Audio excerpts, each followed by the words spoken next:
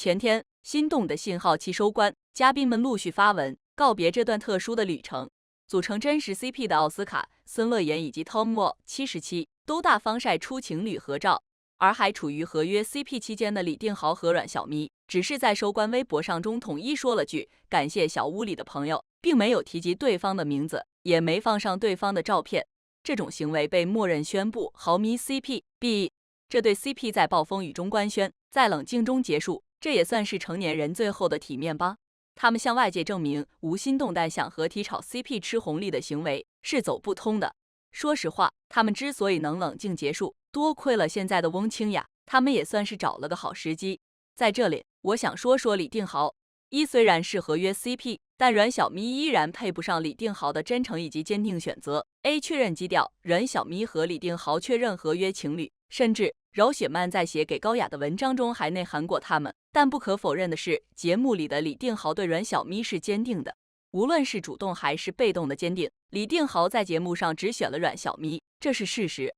相对于赵沐晨，其实李定豪才是那个最惨的存在。毕竟在节目里，阮小咪还假装为赵沐晨掉过2滴眼泪，而李定豪节目内外从始至终就没上过桌，直白点，他就是阮小咪愚弄的对象。而且阮小咪和李定豪在官宣的第2天，阮小咪就被人举报，她是在有男朋友的情况下参加节目录制的。3月份，阮小咪和男朋友成双成对一起订货。8月，阮小咪和男朋友一起在泰国旅行。这件事一出，独自在暴风雨中凌乱的李定豪真的挺可怜。相对于翁清雅对待彭高的恶劣行为，我认为阮小咪对待李定豪的方式有过之而无不及。毕竟阮小咪连表面都懒得装。举例，演唱会是李定豪一个人去看的，节目售后，李定豪卑微地说：“我都不敢打扰他，很高兴这次能约你出来，以及谢谢你能来。”李定豪真的太卑微了，而且因为阮小咪的捆绑，李定豪也承受了很多连带谩骂。说实话，如果阮小咪处在腥风血雨的那段时间，李定豪大胆发文表示两人几乎没进行线下接触，他其实可以获得更多的同情。但李定豪选择隐忍，直到最后也没说阮小咪一句不好，仁至义尽了。虽然李定豪不成熟，有很多幼稚行为，但他被连带责骂时选择默不作声，也算是默默保护了阮小咪体面。而且逼文里也没有指责阮小咪，所以他对阮小咪是真诚的。但我觉得阮小咪这种人大概率不会感谢他，他只会怪李定豪没魅力才导致他被骂的。无论李定豪有多可怜，也不妨碍他成为历届恋综男嘉宾脚底板。在此回顾他的幼稚行为，在节目中李定豪的表现可谓是让人印象深刻，但并非全然是正面的。首先，在厨艺方面，他完全是一窍不通，每当需要做饭的时候，他总是显得手足无措，饭菜对于他来说仿佛是天书一般难以理解。他的饮食习惯更是简单粗暴，只会打开冰箱翻找别人购买的现成食物，全然不懂得自己动手的乐趣。在追求异性方面，李定豪的表现也让人摇头，他的追女生技巧似乎只停留在表面的演技上，缺乏真正的诚意和情感投入。他的关心也往往只是停留在口头上，缺乏实际行动的支持。在竞争环境中，李定豪的行为更是显得过于激烈，他不顾他人的感受，采用堵门、抢座位等手段来争夺优势，完全不留给别人正常接触和交流的空间。这种行为不仅显得粗鲁，也暴露出他对他人的不尊重。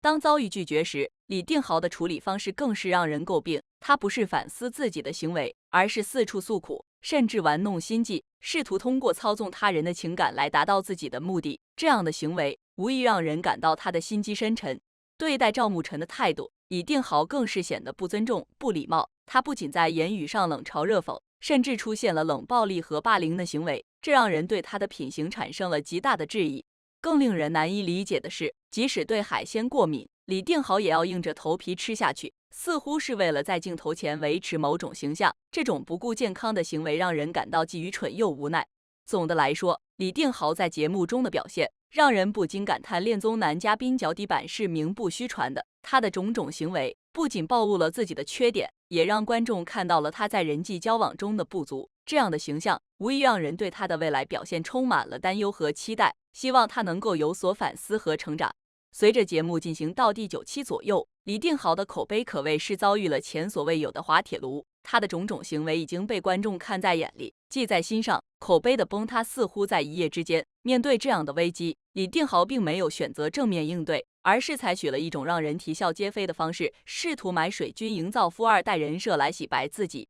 然而，这场洗白行动不仅没有达到预期的效果，反而成了翻车的现场。李定豪发布了一张自己坐在保时捷911里的照片，试图以此来证明自己的富二代身份。照片中的他表情故作深沉，似乎在享受着豪车带来的尊贵感。但是，细心的观众很快就发现了照片中的破绽。首先，那辆保时捷911是静止的，没有一丝一毫的动感，就像是摆放在那里的一件道具。其次，车窗是特地摇下来的，这个细节显得非常刻意，仿佛是为了让人能够更清楚地看到车内的人。最让人哭笑不得的是，李定豪背对脸拍到的照片，竟然完美地避开了车牌号码。这样的照片太过于故意，也太好笑了。网友们纷纷在评论区调侃：这是哪家影楼的豪车摆拍服务？车牌号是故意遮住的吧？是不是租的车？李定豪的这场洗白行动不仅没有挽回他的形象，反而成了网友们茶余饭后的笑料。这场翻车事件再次证明了网络时代的透明性，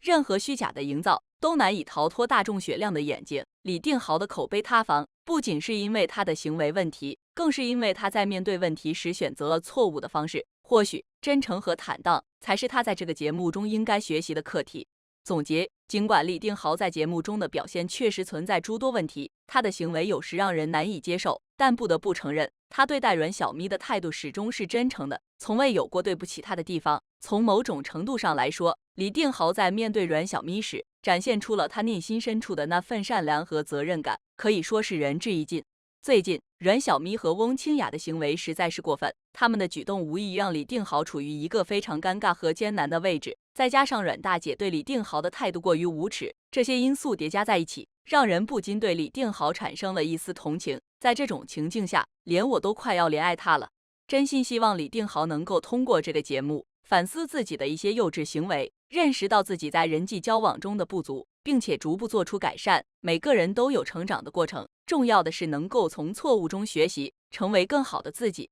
在此，我要祝福李定豪，希望他能够在节目的剩余时间里展现出更多的成长和变化，愿他能够吸取教训，不断提升自己的情商和人际交往能力，让自己的形象得到真正的提升。同时，也祝愿李定豪在事业上一帆风顺，早日实现业绩的5倍翻。或许，当他能够在现实生活中取得更大的成就时，那些在节目中的不愉快经历将成为他人生中的一段宝贵财富，激励他不断前行。李定豪，加油吧！用你的实际行动证明，你不仅能够在节目中成长，更能够在现实生活的舞台上大放异彩。我们期待看到一个更加成熟、更加优秀的你。